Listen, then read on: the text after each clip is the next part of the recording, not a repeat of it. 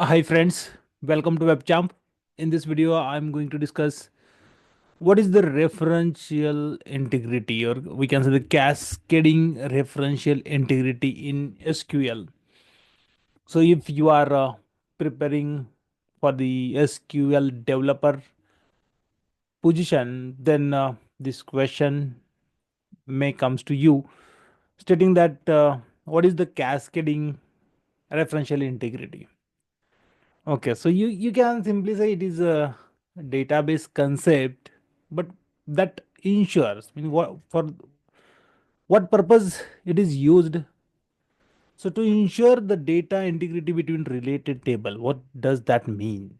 Okay, so what we ideally do is we can create the relationship between two tables using the primary key and foreign key. If I delete the primary key data, then what I can do with the foreign key data? And if the data is not useful for you, so what you want to do with the foreign key tables data? This is what defined using the cascading referential actions. Okay, what are those actions? We will see one by one.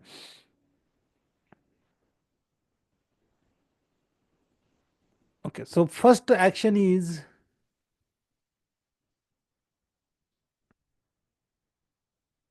cascade. Okay, as the question itself has the first action mentioned, cascade. Okay, so you can define if the parent table row, the table which has a primary key that can be called as a parent table, the table which has a foreign key that can be called as a child table. Okay, so if I say parent table, you will be able to understand that I'm talking about the primary key table. So if you want to use the cascade action, meaning when the parent table row is deleted or when the parent table row is updated, you may want to cascade the information to the related table. Okay, to perform the action. Meaning what kind of action? Meaning the whatever the action. If you update, it will update the rows of child table also or foreign key table also. If you delete the parent table rows, then it will delete all the child table rows also. Right. So how I can define? So this is same. You can define the foreign key that reference that is going to refer the employee ID tables. Sorry, the primary key of employee table. This is how we can create the relationship. But you can pass the information here like on, then your action on delete. You can say cascade. Okay, on delete you can say cascade.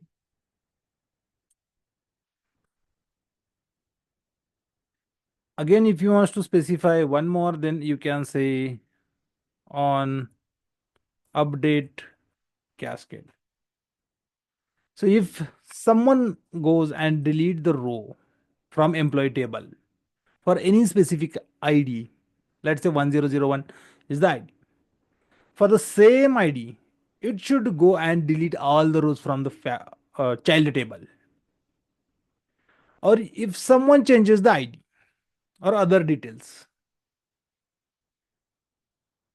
it should go and affect the data in the child table also. This is what the meaning of this cascade. This is what the meaning of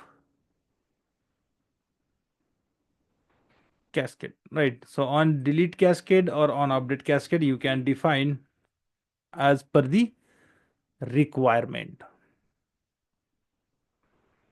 Next action is set null. Okay, so how you can define that? If you don't want to delete the row, meaning if a parent row is deleted or updated, the foreign key in the child table is set to null. You are going to do this action, right? So in that case, what you can do is on delete. Here you can specify the referential action like, or referential integrity action like set null, right? So the way we have written here on delete set null, similarly we can say on update set null. Fine. So this is the second. Then set default, if you want to default the value, so you can default, but when you will be able to, if a parent row is deleted or updated, foreign key in the child table is set to a default value. So you can simply specify here default,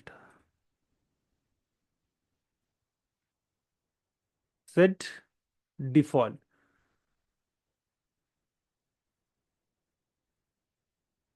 So default value for the integer is 0. It may set up like this, or if you have defined a default value at the time of creating a table. Okay, so you are supposed to, meaning here you are going to use the default, set default. But for this column, you should say default, meaning you are going to use the default constraint, and then the default value will be 0. This is how it's going to work. You are supposed to define the default constraint to use set default. Then restrict, if you want to prevent the deletion or update of the parent row if child row exists, in that case you can say on delete restrict. The action is restrict. So this is referential integrity action on delete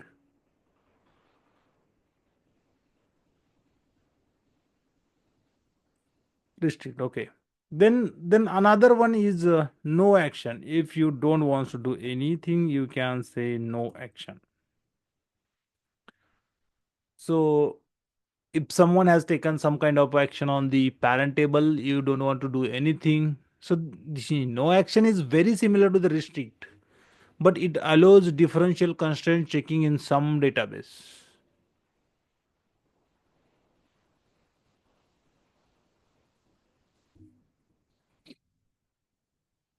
Right.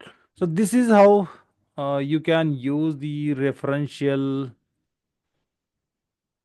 and cascading referential integrity. So these are the 4 actions. Here you will be able to see, and this is how the syntax is written here on delete, on update. So only 2 actions are used, or 2 DML commands are used, delete and update, for this cascading. Right. So this is all about the cascading referential integrity. I hope you understood the concept. Thank you so much for watching the video. Happy learning.